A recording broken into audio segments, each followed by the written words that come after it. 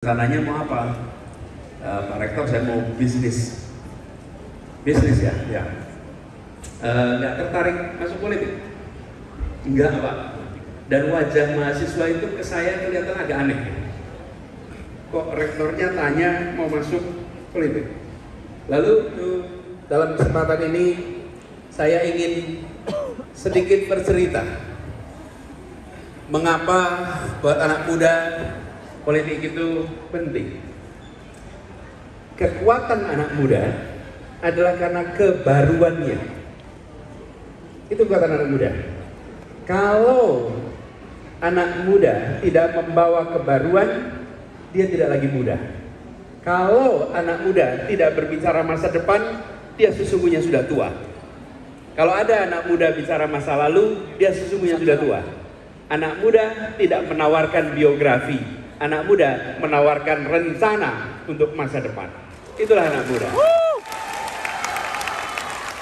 Makanya saya pernah cerita waktu saya di kampus ngobrol sama mahasiswa, saya bilang, kalau anak muda itu menawarkan masa depan. Jadi kalau diwawancara pekerjaan ditanya, anak muda, apa pengalamanmu? Maka jawab, saya tidak menawarkan pengalaman, saya menawarkan masa depan untuk Anda. Nah, biarkan yang menawarkan pengalaman orang tua tuh. Kalau anak muda menawarkan masa depan, kebaruan, kemampuan untuk melihat fenomena yang sama dalam perspektif yang berbeda. Karena barunya itu membuat dia bisa bertanya hal-hal yang tidak dipertanyakan, membuat dia bisa melihat hal-hal yang sebelumnya terlewatkan. Bahkan beri contoh di Jakarta tahun lalu ada sebuah zebra cross. Zebra cross itu sudah ada bertahun-tahun, tapi ada anak-anak muda melihat zebra cross ini bukan tempat penyeberangan saja, dipandang sebagai catwalk. Citayam. Ingat Citayam? Fenomena Citayam, ingat dah? Apa yang terjadi? Ini yang namanya zebra cross ini udah bertahun-tahun. Tapi di mata anak muda ini bukan sekedar zebra cross. Ini adalah tempat untuk fashion show. Oke? Apa yang menarik? Bukan soal fashion show-nya. Anak muda memiliki kacamata kebaruan yang orang-orang sebelumnya tidak melihatnya. Oke? Jadi anak muda ini punya kebaruan, menawarkan masa depan. Anak muda melihat ke depan. Dan kalau ada anak muda sudah nulis biografi, sesungguhnya dia sudah tua. Dia sudah tua. Kalau anak muda tidak boleh nulis biografi. Anak muda itu menuliskan cita-cita, menuliskan mimpi, menuliskan gagasan. Itulah anak muda. Dan karena anak muda punya mimpi, maka anak muda adalah stok pemimpin masa depan. Perhatikan tuh kata mimpi dengan mimpin, pemimpi dengan pemimpin. Seorang pemimpin haruslah pemimpi yang memiliki N, kemampuan untuk mengubah gagasan mimpi menjadi kenyataan. Itu huruf N. Okay? Jadi pemimpi yang mampu menerjemahkan mimpinya jadi kenyataan. Itulah pemimpin. Karena ada gagasan, ada mimpi, ada cita-cita. Jadi sekalian, teman-teman muda yang saya hormati, ketika Nasdem menyelenggarakan kegiatan Nasdem Youth Festival, maka sesungguhnya ini forum untuk melihat ke depan. Dan politik adalah tempat pengambilan keputusan-keputusan. Keputusan yang dilakukan hari ini, implikasinya bukan masa lalu, implikasinya masa depan.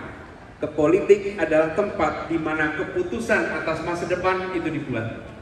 Anak muda memikirkan masa depan, politik memiliki konsekuensi di masa depan. Keduanya harus menjadi satu kesatuan. Jadi kalau lihat, anak muda menawarkan masa depan, politik menentukan masa depan.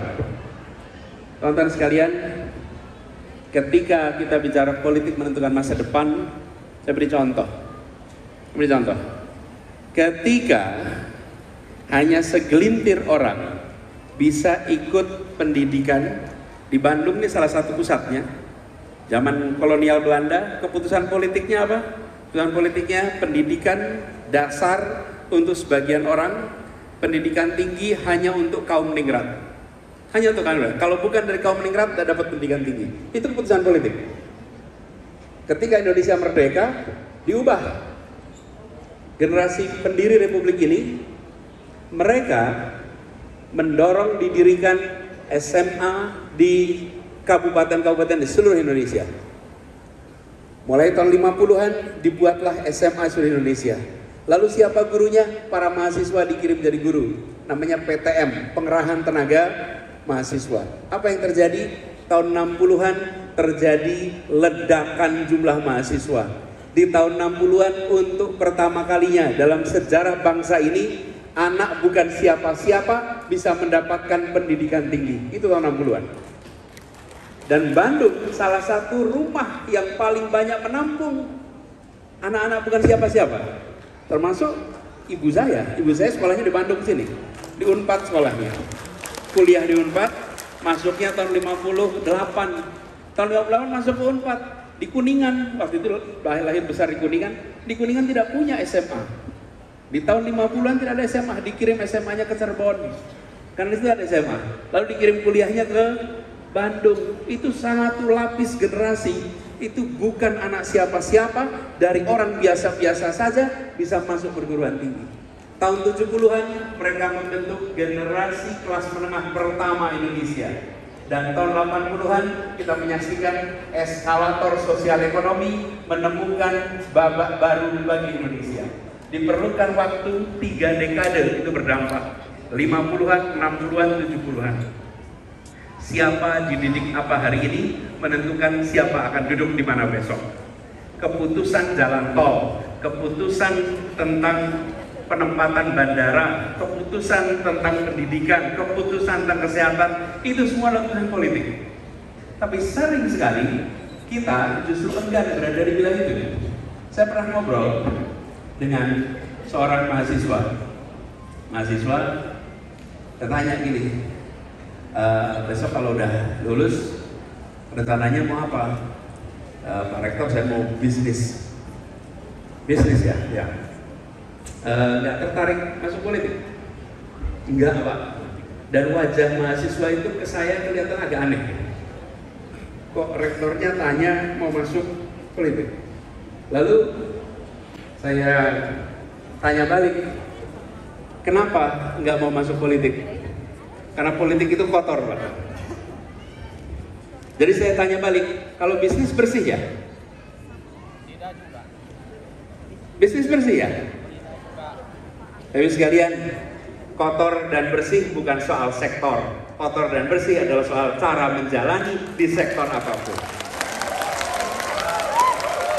Mau masuk sektor pendidikan pun bisa kotor. Mau masuk bisnis pun bisa kotor. Mau masuk politik pun bisa kotor. Tapi juga mau masuk pendidikan bisa bersih. Mau bisnis bisa bersih. Dan masuk politik pun bisa dikerjakan dengan cara yang benar. Jadi bersih atau kotor bukan sektor, itu adalah bagaimana cara kita menjalaninya. Nah, kita membutuhkan orang-orang yang tak bermasalah lebih banyak masuk di wilayah politik. Ini cerita sedikit pengalaman masa kecil. Waktu saya SD, saya itu dibolehkan naik sepeda jauh kalau perginya ke perpustakaan. Perpustakaan itu kira-kira dari rumah saya sekitar 4 km. Saya SD kelas 5 kira-kira. 4-5 boleh naik sepeda keluar dari kampung ke jalan aspal. Karena kalau di kampung jalannya tanah.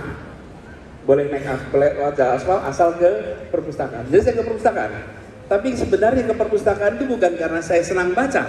Ke perpustakaan itu karena saya senang naik sepeda. Jadi naik sepedanya yang saya senang, bukan bukunya. Mana pula kita suka buku kelas 5 SD. Buku itu nomor sekian, naik sepeda, bermain. Tapi karena pilihannya hanya ke perpustakaan, jadi saya pinjam buku. Buku yang saya pinjam buku-buku biografi. Siapa yang saya pinjam biografinya?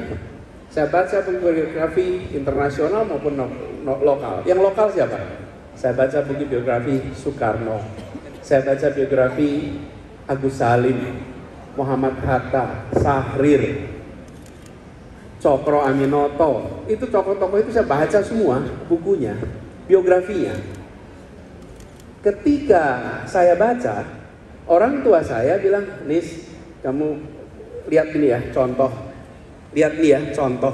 Semua nama-nama yang disebutkan, yang saya baca, itu kalau kita tanya hari ini, profesi mereka apa?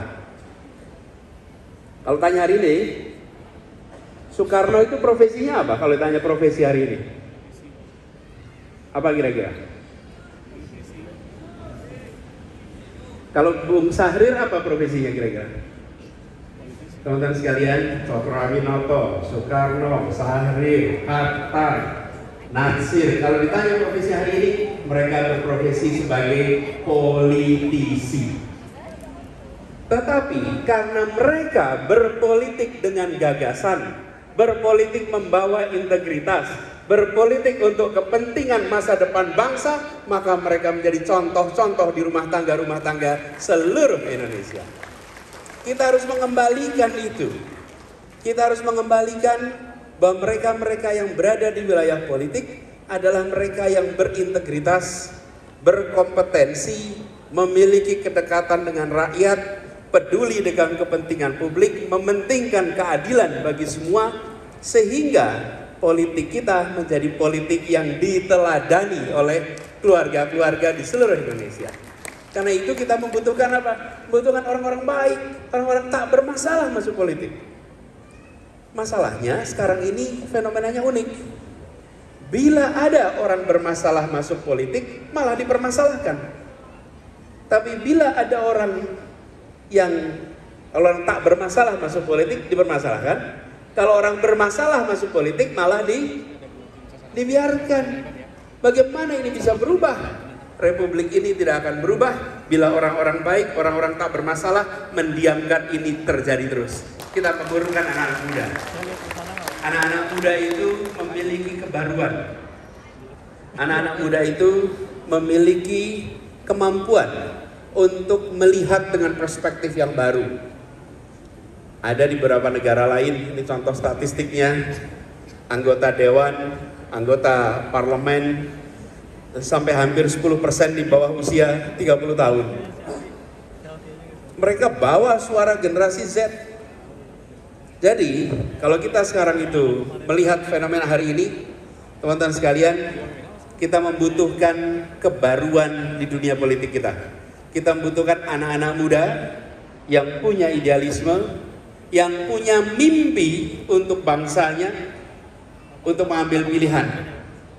Punya mimpi dan lalu urun angan, atau punya mimpi dan lalu turun tangan. Itu bedanya cuma satu huruf. Yang satu namanya urun angan, yang satu turun tangan. Nih, saya pengen Indonesia berubah, tapi tolonglah orang lain yang ngerjain. Indonesia ingin lebih baik, tapi biarlah orang lain yang mengerjakan. Saya ingin agar kota kita lebih baik, tapi biarlah orang lain yang mengerjakan. Sudah saatnya kita bilang, kami ingin kota ini lebih baik, provinsi ini lebih baik, negeri ini lebih baik, dan kita turun tangan sama-sama untuk memperbaikinya.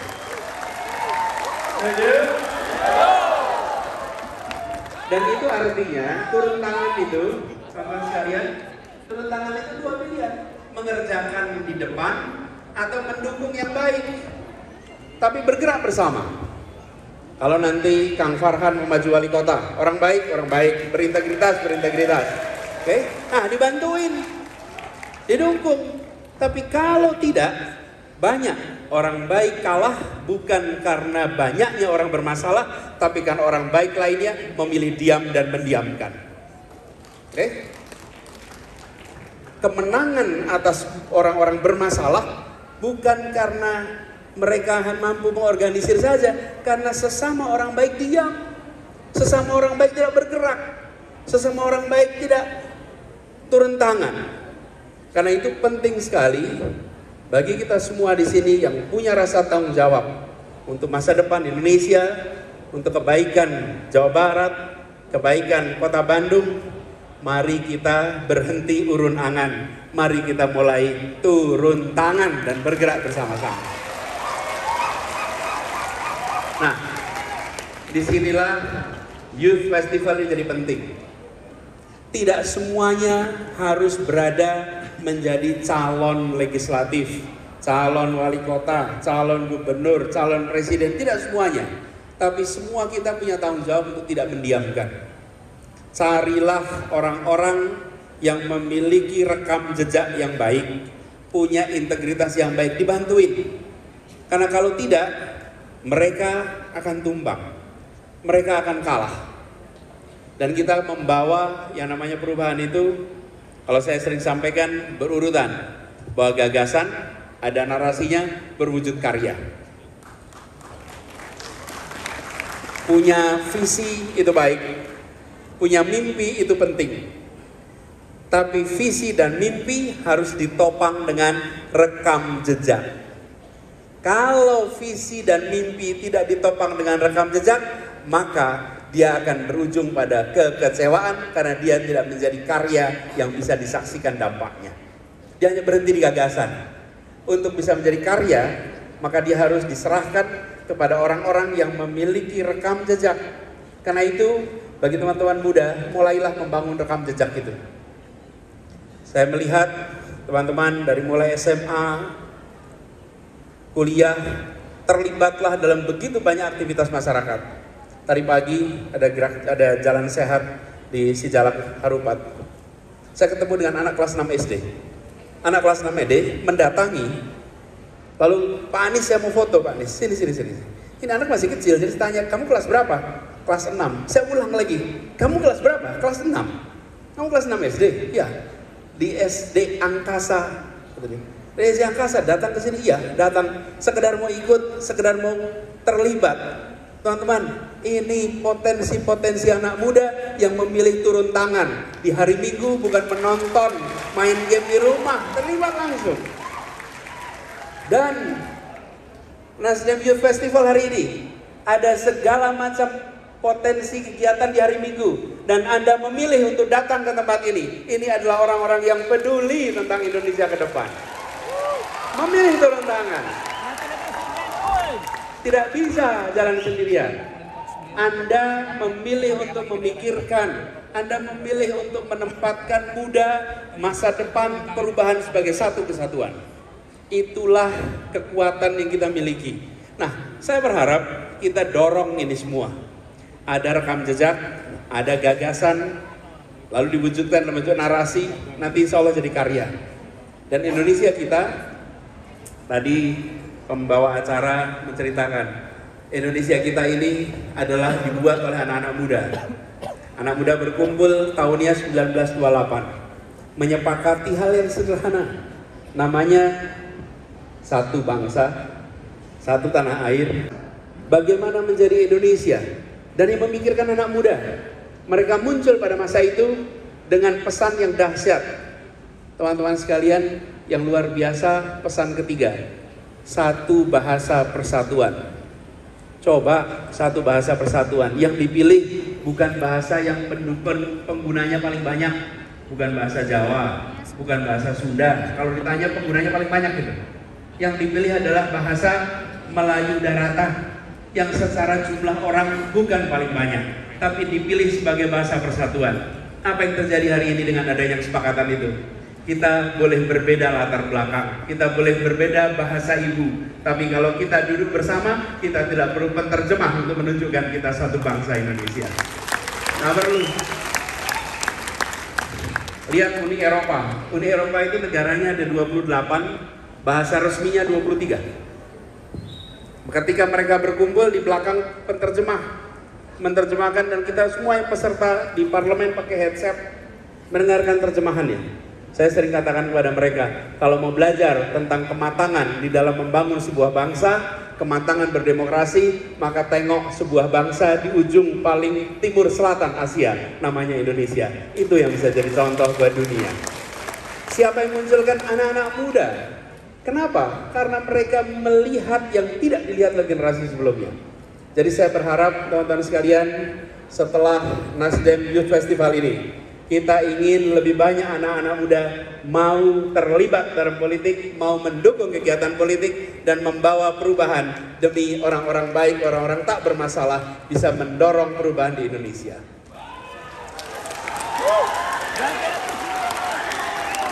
Saya berharap semua yang terlibat, yuk kita dorong sama-sama. Dan tadi, tidak semua harus berada di dalam proses pencalonan, tapi jangan tinggal diam, membantu bergerak.